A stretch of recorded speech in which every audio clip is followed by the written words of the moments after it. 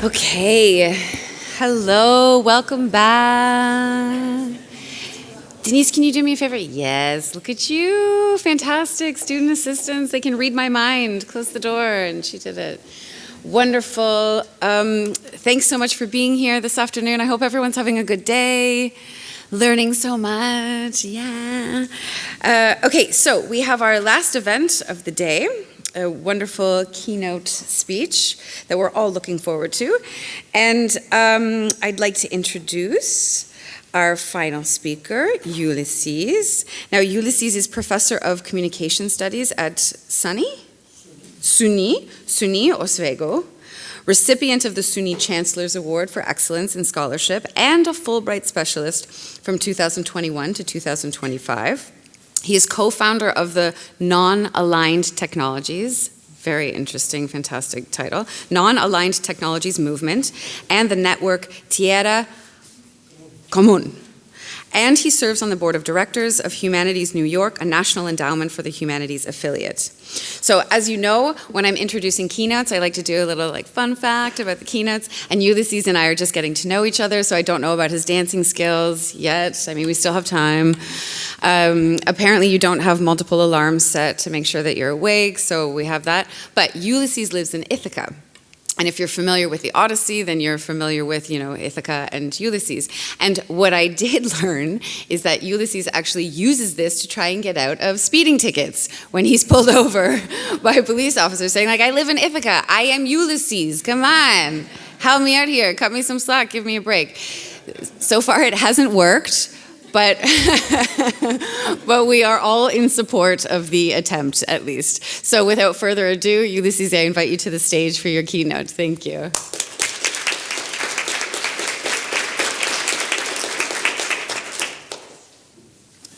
Thank you very much, Aimee, and it's an honor to be here, be able to share some of my thoughts with you. By the way, if there is a town in Germany named Ithaca, let me know. I'm feeling lucky. I think I'm going to go and speed and see what I can get away with. All right, so let me start by asking sort of two semi-rhetorical questions. The first one is, are we trying to build a sustainable AI on unsustainable assumptions? And the second one is, to what extent is the extractivist, we could even say colonial, nature of data collection an obstacle to this idea of sustainable AI? So my basic premise in this talk is that this romanticized notion of the internet as a data commons has turned out to be an unsustainable illusion that needs to be reassessed, I argue, through a long historical lens. So the true tragedy of the commons, which is a concept I will talk about a number of times during this talk, the true tragedy is that the sharing economy that we all heard about some years ago has become the gig economy. And that free data, common data, has become AI training data. The way AI treats our data has resulted not in a tragedy, but I would argue in a tyranny of the commons. And addressing these challenges will require some sort of creative application of decolonial thinking. So, pressing the button. Which computer should he point at, Marcus? Oh, there it is. No, it's, yeah. So this talk is divided into two main parts. In the first half, I'm going to be talking about the concept of the commons, basically as a way to contextualize the limits of the ways we currently think about data. In the second half, I'm going to focus on a reading of AI through the lens of data colonialism, which is a concept I developed with my co-author, Nick Coldry. So, at the risk of telling you something you already know, I want to begin by spending just a little bit of time reviewing the allegory of the tragedy of the commons, which maybe resonates to some of you. You probably heard about this before. As you may recall, The allegory became popular after a 1968 article published by Garrett Hardin, who borrowed the idea from an essay published by a British economist, William Forster Lloyd, back in 1883, a very old pamphlet. Now, as an ecologist, Hardin was mostly concerned with overpopulation. So he used this image of a pasture of land not privately owned but used communally by shepherds as a way to exemplify the dangers of unmanaged population growth. This is what happens when you don't control population growth, he was trying to say. So essentially, Hardin asked what happens when a shepherd, someone who owns sheep, decides to add one sheep to their flock, and another, so on and so forth. This act of adding one sheep obviously brings capital gains to the individual shepherd, but when all shepherds do the same, the resources of the pasture are strained basically to the point of disaster. The lesson, he seems to be suggesting, is that because environmental costs are not assumed by anybody in that community, the community ends up abusing the natural resource until the system basically collapses. That is the tragedy.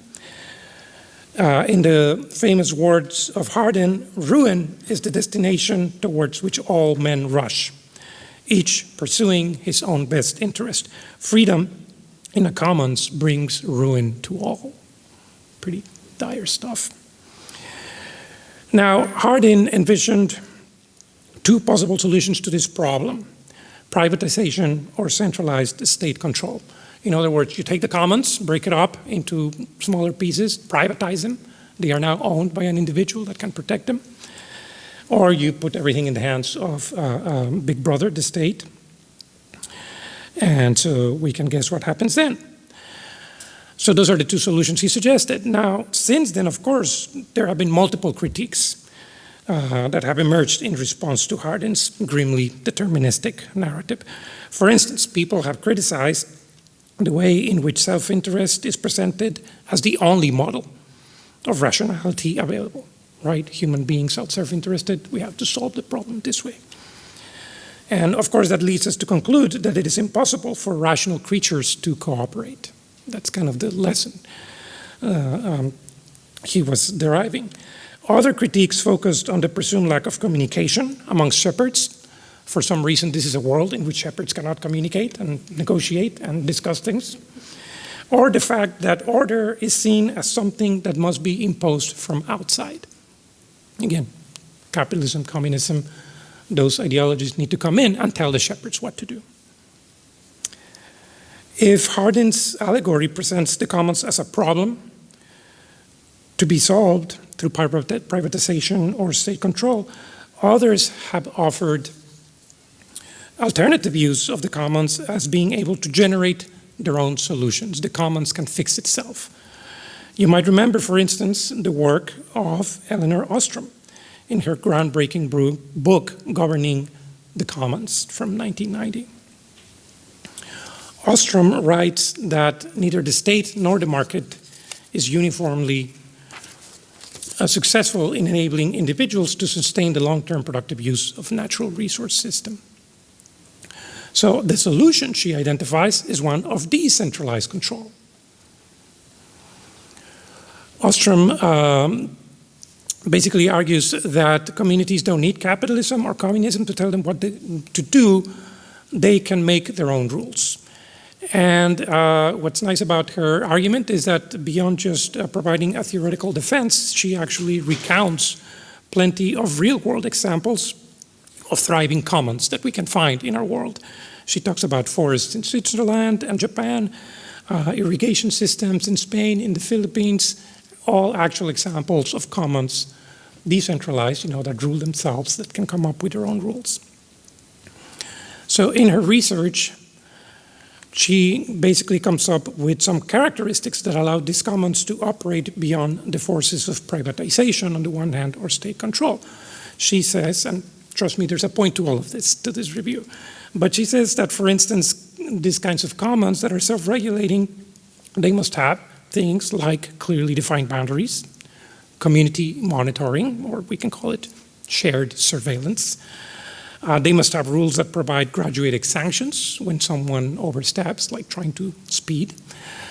Low-cost conflict resolution mechanisms, and so on. So she identifies the characteristics of these commons. My point in doing this kind of extensive review is to wonder how these perspectives shape our understanding of the internet. At some point, we started to think of the internet and the data that we shared through it as a form of commons. Unfortunately, this idea hasn't served us well, I would argue. Not because there isn't some inspirational beauty behind it, but because corporate forces have been celebrating and promoting the idea of the internet as commons, while at the same time doing everything in their power to privatize it. So let's actually review some of the voices from the past that exemplify how this way of thinking about the commons, both Hardins and Ostrom's, provide powerful ideas that came to shape the myth of the internet as a commons and of data as a non-rival good. We can start with this quote. As recently as 2013, Vincent Cerf, he's the president of the Association for Computing Machinery, who wrote that unlike physical limited space for grazing sheep, in other words, direct allusion to the tragedy of the commons, the internet escapes the usual tragedy scenario by responding to demand with increased capacity. Yeah, in other words, the internet is a special kind of pasture, one not constrained by the loss of physical space. You want to add more sheep, you can add more land. As shepherds, we can add as many sheep as we want, as long as someone somewhere can afford to add more servers, more wires, more wireless towers, etc. We can, of course, go back another decade from Cerf to find the voice of what I would call the grandfather of the idea of the internet as commons, Lawrence Lessig, who popularized the notion that, as he says in this quote, software like ideas is non-rival. It's a non-rival good. Your using it doesn't harm me. I am not only not harmed when you share an anti-rival good, I benefit. So in other words, according to Lessig, software and data belong to this immaterial realm of similar to that of ideas. And the beauty of the internet was that it opened up this commons for the exchange of ideas that was beyond the laws of mainstream economics. I don't want to do a disservice to Lessig because, of course, as he famously also pointed out, code introduced its own laws. So he made that important point as well. But precisely because the power to make these laws through code was democratized, the internet was seen as no less than an entirely new modality of production, which, as Yochai Benkler alludes to in this quote, was not based on a capitalist economy, but on a sharing economy. So he said, as capital requirements have declined, in other words, as computers have gotten cheaper, and access to the relevant capital good has become widely disseminated in advanced economies, the scope of sharing as a modality of production has increased. Again, notice the radical idealism behind all of these quotes, which suggest the creation of a commons not ruled by private or state interests, but by democratizing interests of a community engaged in selfless sharing. As David Wallier argued back then, the commons fills a theoretical void by explaining how significant value can be created and sustained outside of the market system. So again, very radical terms for thinking about a way to go beyond capitalism even. All of these authors were perhaps influenced by the autonomist Marxist theories of Hart and Negri, who wrote of the commons as, it says here, the incarnation, the production, and the liberation of the multitude. So these idealistic framings of the commons, which were popularized from around 1990 to 2010, profoundly shaped the way we think of the internet. But as the Lord of the Rings says, They were all of them deceived, for another ring was made. And we'll get to that, but there were, in fact, important critiques to all of this narrative that began to emerge in the early 2000s, as you might recall. What I will call the first generation of critique is that of enclosure. Critique centered on the mechanisms of enclosure. In other words, these critics pointed out the obvious fact that the mythical commons we call the internet was not owned by people, but by corporations. It was a world without money built on top of a world where money was everything. Bless you. Tech corporations like to promote this fantasy of a common property to get us to participate in their platforms. But in reality, they saw the commons as a barrier to corporate wealth and to corporate growth, and they did everything they could to privatize all of it, to enclose it. We already get a little bit of a hint of this in, for instance, Julian Kuchlik's notion of playboard, which some of you might remember back from 2005. In other words, thinking of the internet as both a common playground and a factory. Playboard, labor, play. Yes, we get to play, but at the same time, we are actually working for a corporation. We also encounter around this time the important work of Mark Andrzejewicz, who was one of the first to theorize the role of digital surveillance in this new modality of capitalistic enclosure. This, by the way, he was doing more than a decade before the thesis of surveillance capitalism.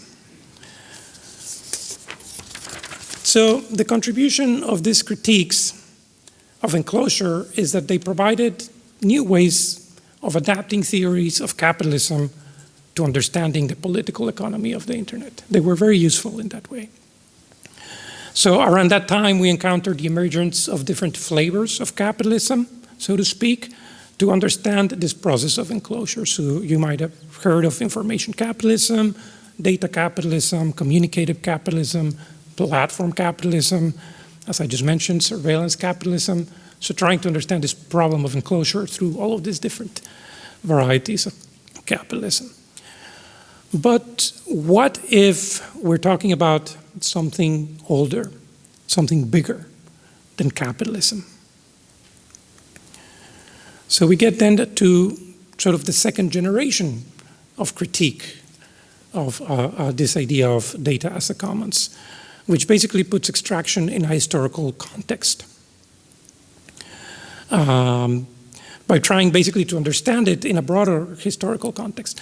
As Nick Coldry and I ask in our work, what if the problem is not the last 40 years of the internet, of information and communication technologies, but the last 500 years of extractivism? So to talk about data and capitalism in the same breath, and colonialism, in the same breath requires that we sort of restructure some of our ways of thinking to understand that capitalism cannot be unlinked from colonialism. To put it somewhat simplistically, without the wealth accumulated in the plantations, there would be no factories. Without the slave in colonialism, there would be no wage worker later in capitalism. Our point is that the social relations formed by capitalism cannot be understood without the social relations formed in colonialism. So we try to trace those continuities. These continuities basically suggest that we have gone from a land grab to a data grab.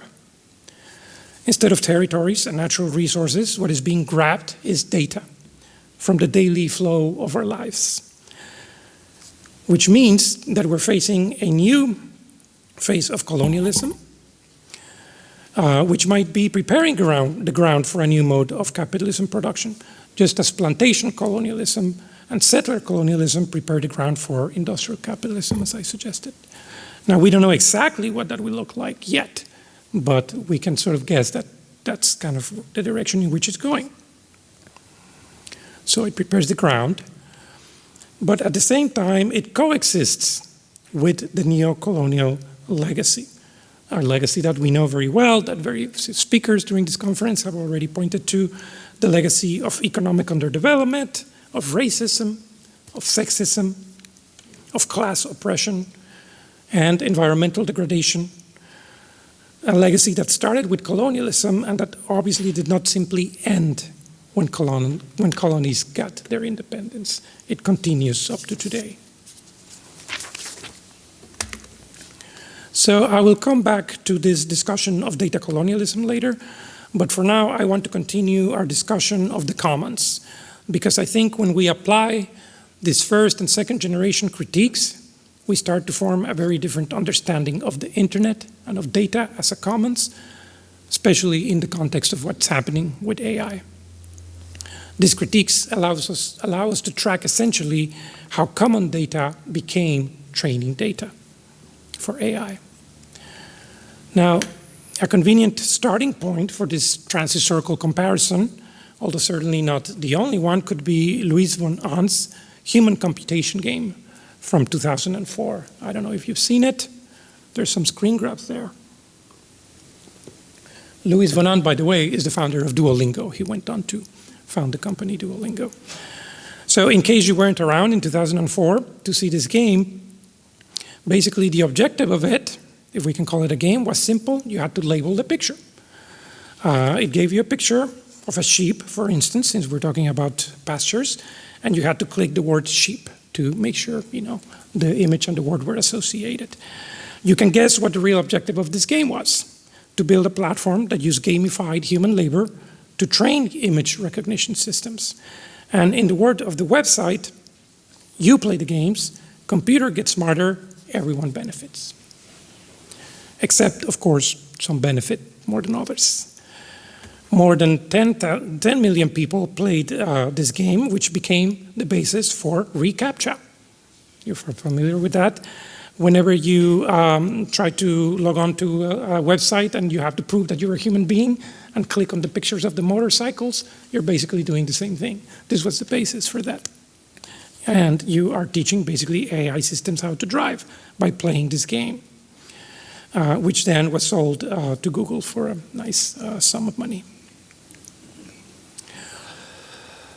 After creating these commons of data to train AI systems, Van Old sold it to Google, like I said. And I would argue that today things have changed little, except perhaps in the scale of the appropriation that is going on and the extent of the enclosure. Vast areas of the internet that where users have been creating and submitting content for years, convinced they were contributing to a sharing economy, to a commons, are considered enclosures that can be mined for training data. So although AI companies are not required to tell us what they use to train their systems, we've heard enough evidence that they use user-generated content from public sites like Wikipedia, like Reddit, so on and so forth, as corpus on which their AI is trained. But it's not just data that is already digital that makes up this commons. Anything from human history that can be digitized is up for grabs. For example, Google's Music LM, text-to-music generative AI, I don't know if you've seen it. Basically, you describe in words what music you want, and it creates that music for you. So I want a sad music melody with flutes and guitars, and then it gives you that. It was trained on 280,000 hours of music. Now, call me crazy, but we can assume that not all of it was user-generated content that composers agreed to upload for this purpose. They probably went and digitized and grabbed vast repositories of music that had been digitized. The question is, did Google pay for the rights for this music to be used this way? Are artists and musicians compensated fairly? So questions like this plagued the emergence of generative AI, whether we're talking about text or music or images, whatever. And of course, let's not forget about the exploitative aspect of this human computation games.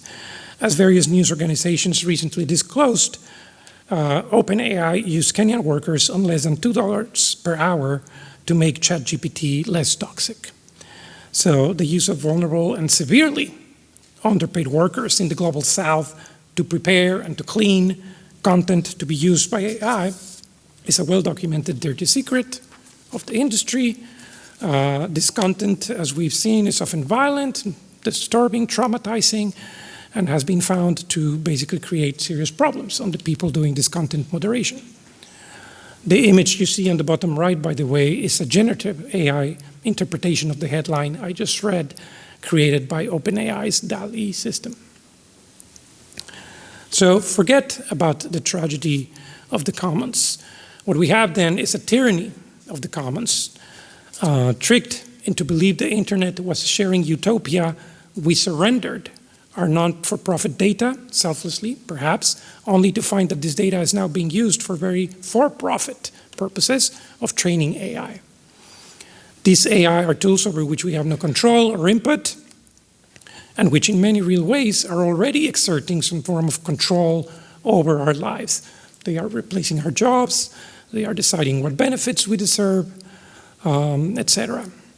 Furthermore, the process of training AI requires a lot of menial work, as we also seen from humans, which is often exploitative and traumatizing. So because of enclosure and extraction, we have this new resource curse. This is the term used in development theory to explain why nations, seemingly rich in resources, gold, oil, what have you, nations that were mostly former colonies, were condemned to a life of poverty and turmoil, even after colonialism was officially over. Similarly, the internet is a resource-rich place, but the average user, particularly the user whose labor keeps the machinery going, is cursed by being excluded in many ways from the benefits of this wealth. And here I want to begin to explore a little bit more directly the connection with colonialism. After all, it was the enclosure of common land here in Europe that in part resulted in the resettling of excess populations to new lands, unleashing this wave of settler colonialism. So enclosure here had a direct impact. At the same time, within the colonies, the enclosure or privatization of land previously held in common by indigenous people resulted in the imposition of agricultural monocultures, which in turn gave way to economic underdevelopment, environmental degradation. We know that story as well. This quote from John Locke sort of captures the colonial era rejection of anything that might look like a commons in favor of enclosure. He wrote, "The wild Indian knows no enclosure." That's a bad thing, according to him, and is still a tenant in common. A king of a large and fruitful territory there feeds, lodges, and is clad worse than a day laborer in England. This dichotomy, which positions even those in the lowest ranks of the economic and social strata in Europe as above those in the highest strata of the colonized, continues to shape, obviously, our view of the world up to today. It perhaps explains why people are also reticent to complain about the enclosures and extractures imposed on them by technology companies. Do you want to be a so-called barbarian, or do you want to be a day laborer in the information revolution? Which brings me to the second part of my talk on data and colonialism. So in our work, which began to be published in 2018, it's hard to believe, it's already been 5 years, Nick Calder and I defined data colonialism as follows. It is an emerging order for the appropriation of human life so that data can be continuously extracted for profit. So we're not against data in all of its forms. We're specifically talking about a very unique use of data, extraction of data from our lives for the purpose, a very specific purpose of generating profit. It is important to clarify that we're not using the word colonialism here metaphorically to suggest that we are perhaps only seeing something that looks or feels like colonialism. We are talking about an actual emerging social order in which the new colonies are our lives, enclosed by data structures engineered in the United States and China principally. Those are the two poles, competing powers of this data grab. Of course, we do want to be cognizant of the differences between the previous forms of colonialism and this new form of colonialism, data colonialism. There are important distinctions in terms of the modes, the intensities, the scales, the context. Again, we're talking about a 500 years history, right? Colonialism in my native Mexico looked very different than colonialism in India, for instance. We want to be aware of those differences. But we do argue that there is a very important similarity that unites those old forms of colonialism and the new one, and that is that the historical function is the same. And that function is to dispossess through extraction. And it is important, again, to highlight that this new form of colonialism represents a continuation of the legacy of class, gender, racial, and environmental violence. We are all impacted in data colonialism, but it's true, in different capacities, and we paid different costs. The highest cost, of course, being paid by the traditional targets of colonialism in terms of discrimination, in terms of exploitation, violence, damage to the environment, etc. Now, part of the reason this new emerging social order is very effective is because it is based on rationalities or worldviews that have deep colonial roots. Let me start let's talk about the rationality of cheap. And let me start with the idea of cheap nature. In order to colonize the world, the colonizer had to imagine nature as being something cheap. It was abundant, it was free, just there for the taking, right? You arrived at the so-called New World and said, this land is now mine, cheap land. From a juridical perspective, it was supposed to be ownerless. It didn't have an owner, at least a civilized owner. From there, we, of course, moved from cheap nature to cheap labor. In colonialism, some humans, and this was, as we know, determined by race, were meant to provide the necessary labor to transform nature into wealth.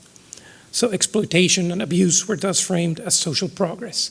It was for the benefit of humanity that colonialism happened. We go from cheap nature to cheap labor to now cheap data. And if we think about it, the same extractive rationality we saw with nature and labor applies here as well. Cheap data is supposed to be abundant. It's supposed to be free. It's just there for the taking. It doesn't have really an owner, at least in its aggregate form. Yes, you and I can produce it. But once it gets packaged, we don't individually own it. And it requires a very advanced technology to be processed or refined, just like oil. Maybe that's why they say data is the new oil. So our only job is to generate it.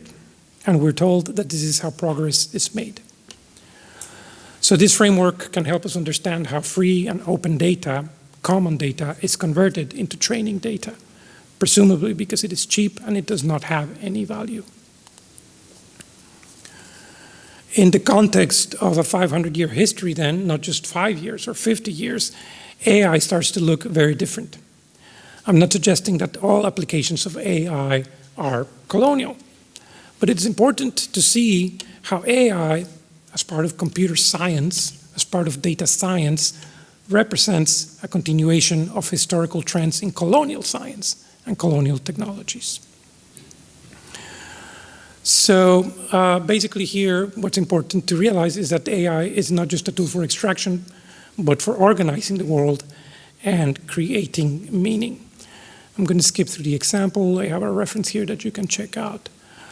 But the point here is that, yes, corporations treat AI as training data as a commons, our data as a commons, but their data, of course, they treat as a private enclosure. So there's a certain type of double standard happening here. And I think this is important because in the end, even if we see digital data as a non-rival good, it doesn't follow that human life is also a non-rival good. So we must defend the idea that it is not, that the data in fact is not a non-rival good, because to extract a seemingly infinite resource, non-rival or cheap data, from a finite resource, human life, is the kind of exploitation that colonialism normalized at a global level. So, that's what I just said here. Can AI then be decolonized? Enough of bad news. In some ways, I think we need to think about how we can control, or if in fact we can control the means of prediction, which I like that as opposed to the means of production. This is a concept by Kasi. But we need to sort of understand the link between those two and perhaps realize that decentralization may not work.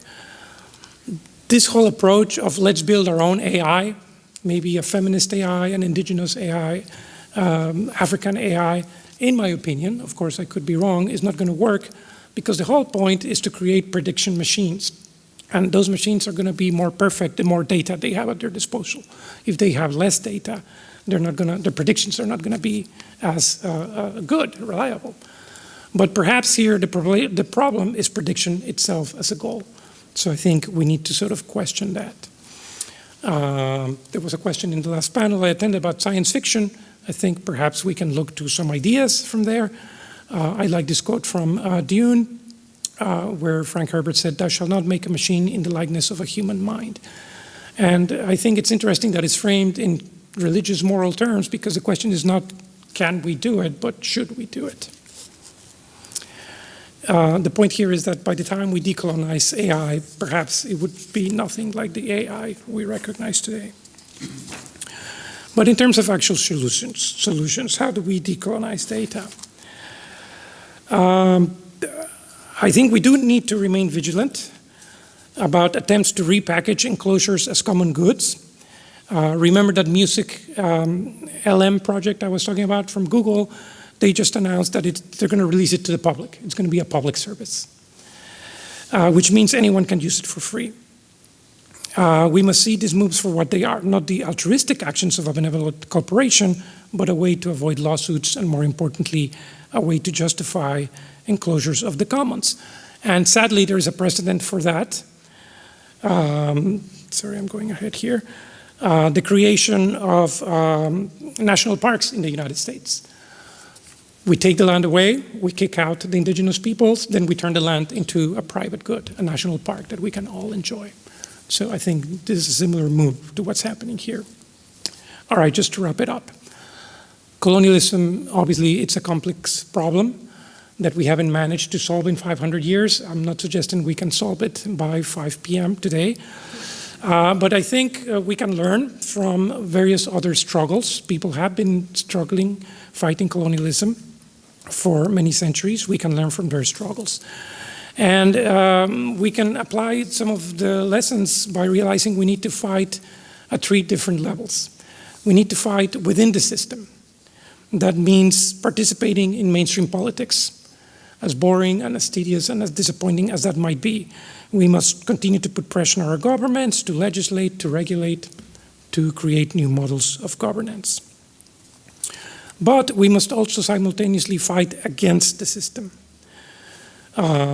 Since mainstream institutions are usually part of the problem, like I said, this means we need to engage in effective forms of protest, re-education, redesign. Protests, for instance, like the Liberdistas Unidos campaign that I'm showing here in the background. It was a very effective food delivery movement in New York City, where workers managed to actually gain some labor rights. Of course, as an educator, I'm a big believer in re-education as part of fighting against the system, retraining the way our engineers, our data scientists think, not just by making the students in the humanities think more like engineers, but by making the engineers think more like the people in the humanities. And lastly, I think we need to think and act outside of the system. We cannot merely define ourselves in relation with the system or against the system. We need to go beyond that. Claim ownership over the design and control of our online commons. Ostrom, the characteristics of the commons she identified, I think are a good way, are a good place to start. And basically, we can hopefully they can help us envision ways of a system outside of the system. That's why I think the struggle to decolonize data will be primarily a cultural one and a creative one. Do we want to continue to be day laborers in enclosed data colonies with algorithms providing our social laws and AI predicting our futures? Or do we want to reimagine our commons? Not by continuing to uphold this corporate illusion that you play the games, computers get smarter and everyone benefits, but by creatively and collectively devising ways of struggling within, against, and without the very infrastructures that exploit us, in the process creating new commons for shared meanings. And I hope you can help us imagine these alternatives. Thank you very much.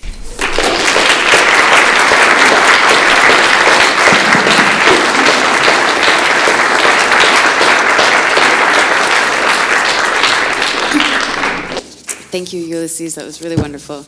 I now open the floor to questions from the audience, both in person and online. Just a reminder for all of the participants who are online, please use the Q&A function when you're asking your question. Thank you. Okay, I see John Sullins' hand up first. Yeah, Duuk, please. Okay, wait. Okay, can I go? Yeah. So thank you. This is really excellent and an exciting way to kind of historicize how we find ourselves in the position we are today.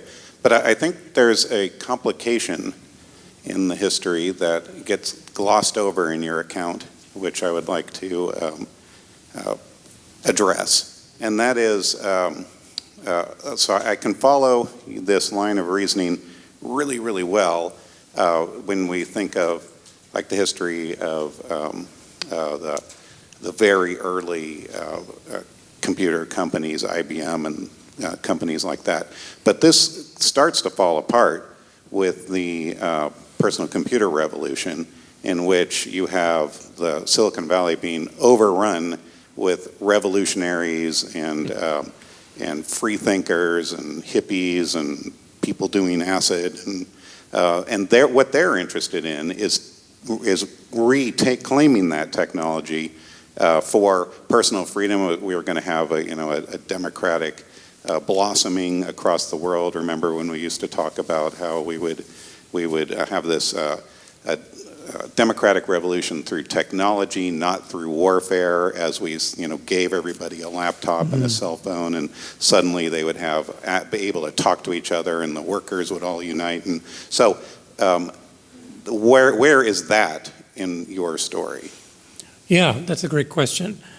And perhaps it's not explicitly drawn out, but this is not obviously my area of research, and people have written books on this, and basically the trend of how these hippies, alternative culture people, became the CEOs of the companies, right? So I think that is a very important moment where there seem to be a certain kind of liberatory impulses in these technologies and ways of using them to transcend, these enclosures. Fast forward a few years, and what happens, is that it gets integrated into the system. But I think that's a very important point, because in some ways it's a history of colonialism too. It's not a unique history that we saw playing out in Silicon Valley. It's a history that unfortunately we see again and again in newly independent colonies, where certain elites, people who were not in power, become the people in power, and things many times don't go very well from that point. One thought exercise, for instance, I've engaged in is, the idea of nationalizing our data as a way to kind of think about restructuring these commons. But of course, we know what happened when resources were nationalized in the Global South. Again, that also didn't go very well in many cases, or at least it didn't benefit the people it was intended to benefit, because certainly some people got very rich. So I think this is a very interesting cycle that we need to keep looking at.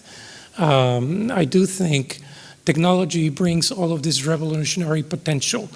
But as people like Tim Wu, for instance, has argued also very well, what happens with media is that then it gets kind of reintegrated into the old structures of power. Because if we're talking about extractivist trends that go back 500 years, again, it's not that one single technology is going to allow us to break that cycle. So perhaps, yeah, we need to kind of like, you're right, look at these cycles to try to understand better where we've been and where we're going. Duuk. Yes, thank you for this super interesting presentation. It really took... that sounds better. Thanks again for the really good presentation. It really took me on a journey to discover this. It felt together almost, right? So that was really nice. For me, it made me think of the conversations I have sometimes with colleagues about this conceptualization of data ownership, right? It's sort of related to what you ended your previous answer with. That on the one hand, there is not really, as I understood it, a legal basis for data ownership, as in that there's not a thing to own necessarily, but on the other hand, of course, there's the practicality of ownership, right? Yeah. If you have access, if you are able to defend it, and it seems to me sometimes that that's where we sort of have this gap still in the conceptualization of digital public space, where there is not a real way to divide that what is public but to be shared with the commons but not to be taken for yourselves from the rest, sort of. So just like we have these discussions also with open science and the publishing houses, right? Mm-hmm. Where on the one hand they use everything that comes out of publicly funded research, and on the other hand then privatize the output of it. So I see some parallels there as well. And I don't really have an answer there, but I'm just curious what your thoughts are on, do we need to reconceptualize what ownership is in the digital space? Yeah, for sure. But then, of course, we're talking about reconceptualizing capitalism, right? And so those are big to-dos. But what I like about your comment, it did make me think, for instance, this question of ownership. Again, you know, we see it, I'm trying to present it through the lens of what's happening with data, but when you start to look with a wider lens, the historical correspondences become interesting. And so, for instance, I was thinking about piracy, which is, of course, something that even with data we know very well. It's presented to us as a problem, but of course piracy was also a very colonial social act and a response to you know, the accumulation of wealth by certain parties, and how can you intervene and take away that. So yeah, I think it's very interesting in our current context to think, you know, who is the pirate? When I download a movie from BitTorrent, which I don't do, because I'm a legal abiding citizen, I'm called a pirate. But you know, when Google takes 280,000 hours of music to train their AI, you know, that's just what corporations do. They're creating something good. And if on top of that they're going to give it to us, you know, as a public service, then we should not complain and we should shut up. So the question of ownership, I guess, is a very political one, and one that gets, to go back to the earlier question, reconstituted, reconfigured, and we need to sort of pay attention to those processes, especially in the context, as I tried to explain, also of how, you know, data is presented as cheap. The reason it's not even worth having an owner is because it's just cheap, it's abundant, it's just there. Let us do something magical with it. Don't worry about ownership. So those are the myths. Again, also to go back to Benedetta's presentation yesterday, the myths that we need to, you know, pay attention to, deconstruct. Can you hand the microphone to the participants? Thanks a lot. My name is Stefanie Kunkel. I work on digital technologies and sustainability in Potsdam. I have to say I'm left a bit unsatisfied after your talk, because it felt to me like an exercise of preaching to the converted. It's quite difficult to disagree with what you've said. It's also quite difficult to falsify the claims you've made about how data seems to be a common good that is just around. But I think you could also take a different perspective and say companies are doing putting quite a lot of effort into collecting data, and it's not that cheap after all. So I don't want to bring up this line of argumentation, but I think there's a lot of, as we all know, a lot of alternative imaginaries out there from companies that are framing digital technologies and AI as a positive tool. And from your talk, I would say we have made hundreds of years of experience of not being able to address this problem of colonialism, and now we're coming up with kind of the same solutions to it in the context of digitalization and data. And I'm wondering if we should maybe also question ourselves if this kind of analysis of the problem is really the way going forward to address these problems, or if we should instead maybe get our hands dirty and talk to the companies and see what good there could be to be worked on with the companies and with where we are right now, and not again imagining a future that is probably not going to come about, the system change, and just going on doing the same things that we have done in the past and not having had so much success. Thanks. Yeah. No, I appreciate that comment. I mean, if the critique is that I'm not presenting empirical data to support any of this, you're right. This is not a scientific argument. It is a historical one. And I think that's sort of, and I'm not a historian, so imagine that. But I think that's, I think for me, at least personally, the value of this approach. That, yes, we can take what corporations are saying today at face value. They want to help us. They want to make our lives convenient. Yes, who doesn't benefit from being in a big city and ordering an Uber instead of having to stand in a corner in the rain trying to find a taxi? Convenience is a very big part of this narratives.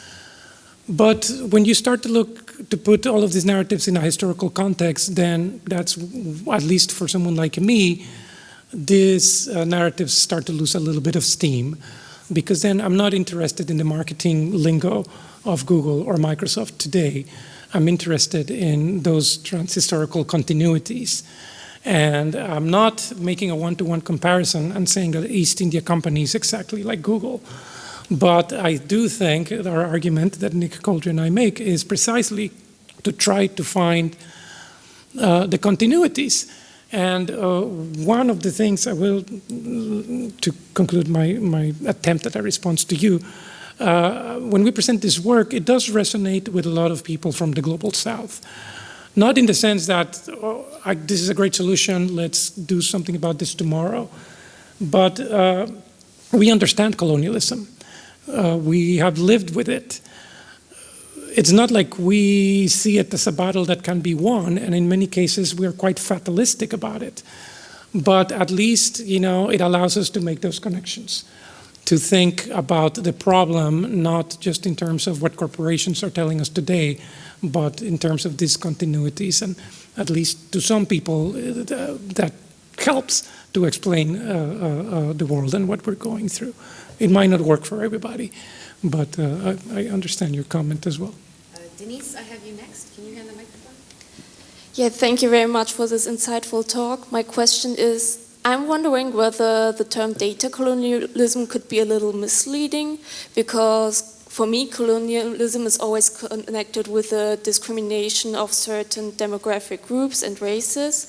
But now, how I understood it is that data colonialism is colonialization of the individual person that affects all of us. So, yeah, so I'm wondering that the term might be a little problematic because it overlooks this aspect. Yeah. No, that's thanks for that comment, because that's a issue that comes up again.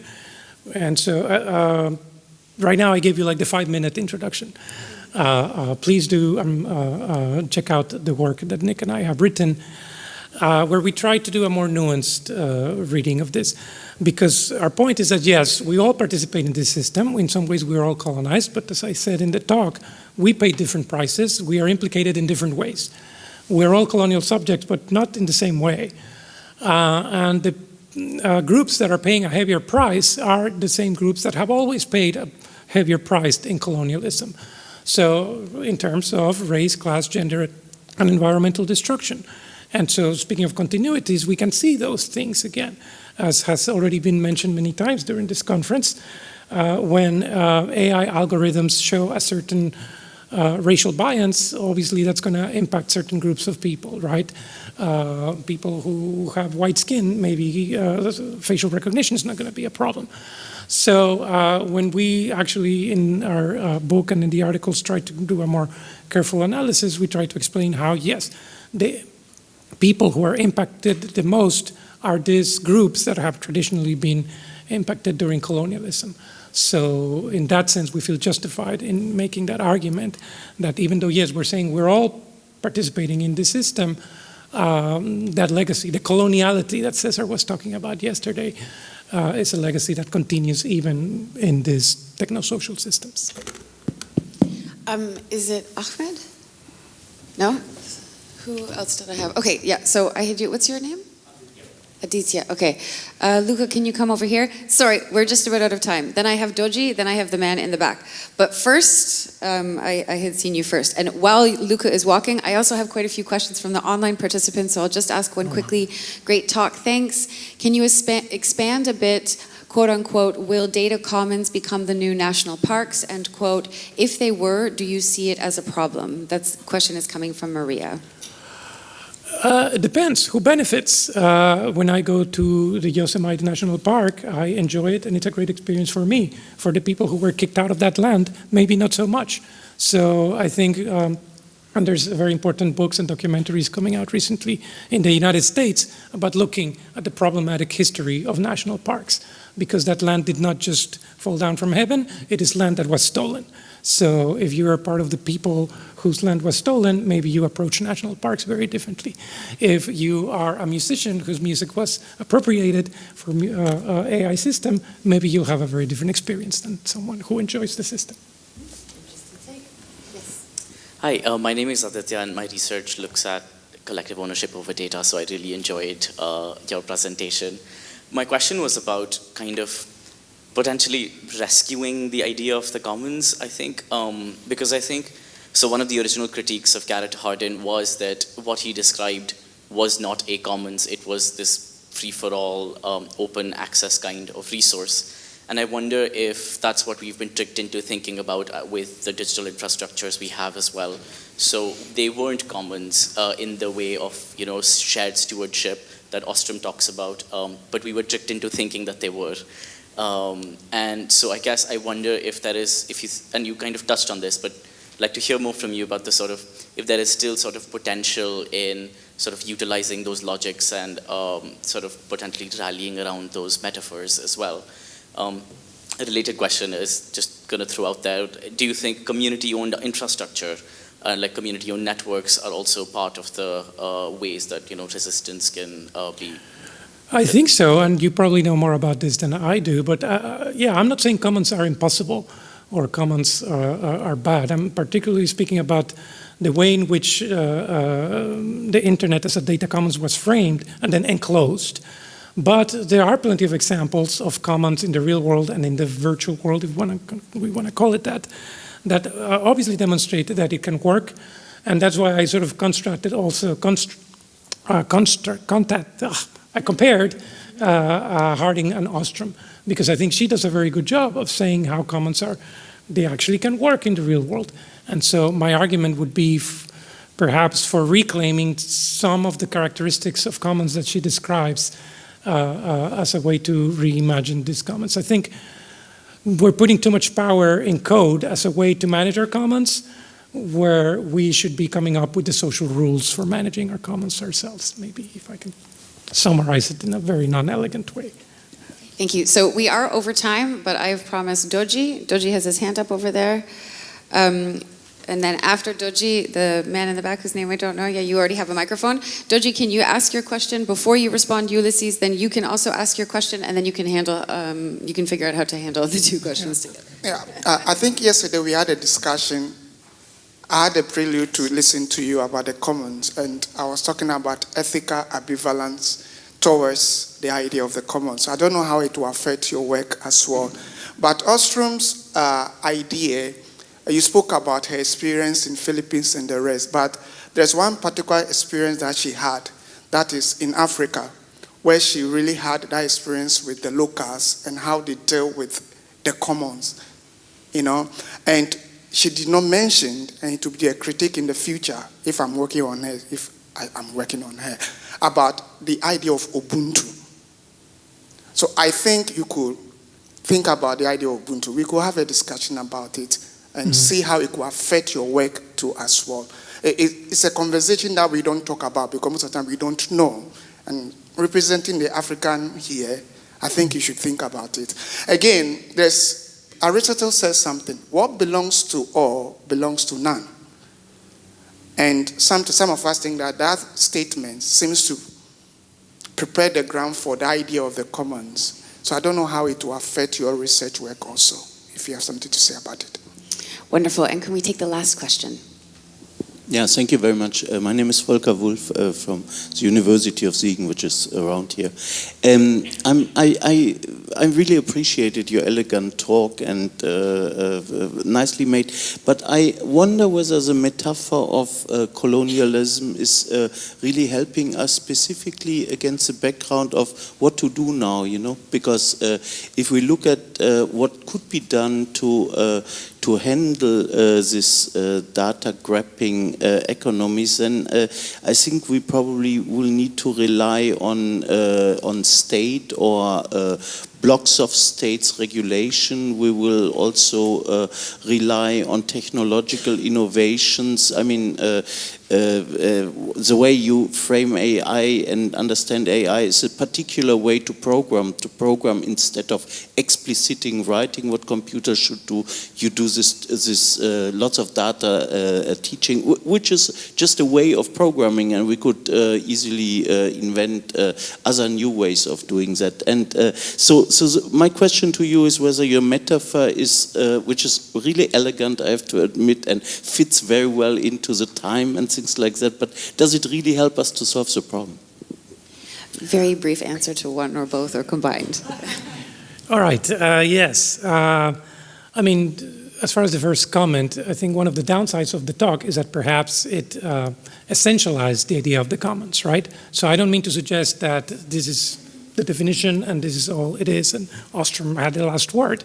As you and I were talking yesterday, obviously the idea of the commons predates Western modernity, so I think we need to reclaim some of those definitions and working solutions. Which perhaps goes to the second point a little bit. Whether the metaphor is useful or not, I mean, I guess that's for you to decide if you want to buy the book or not. Vote with your wallet. But I guess my response would be, again, anecdotally, as far as certain conversations happening in the global south, I think it helps sort of understand the magnitude and the historical context of the problem. If we can sort of do that, I think, we've succeeded in a small way. If we can, again, help readers, public such as you, to think of what's happening not just in the terms of the 5 last years of AI, the last 50 years of internet, but perhaps wonder whether there are certain continuities in the last 500 years that we can trace. At the end of the day, it's a lens to try to understand the world in which we live in. But we are also very careful also to say that that's why we don't use it metaphorically, because I think that would be kind of a disservice to say this kind of feels like colonialism, it looks like colonialism. We are taking, I presume, a bold or stupid move to say that this is an actual new phase of colonialism. And so that's why we need to sort of understand it through the lens of what we know about colonialism, which is a problem we're still dealing with today, right? It's not a problem that ended when nations got their independence. So I guess the short answer for that is, does it help us contextualize what's happening? Wonderful. Please join me in thanking Ulises again for his keynote.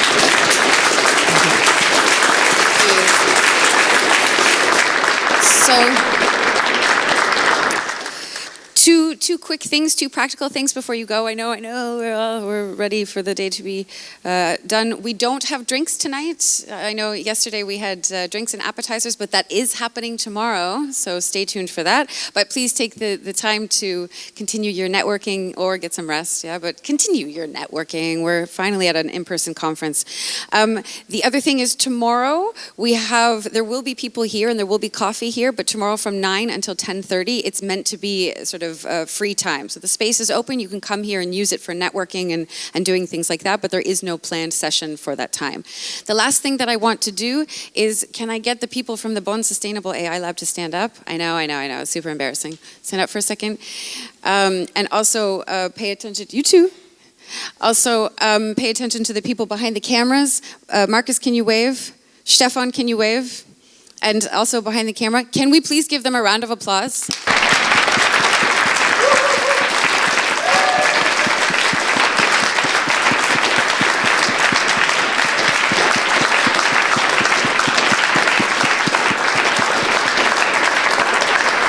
As you all know, conferences take a lot of work to organize and to run, even during the time, and you are all doing an incredible job, so thank you. Thank you. Okay, have a wonderful night, and I'll see you tomorrow.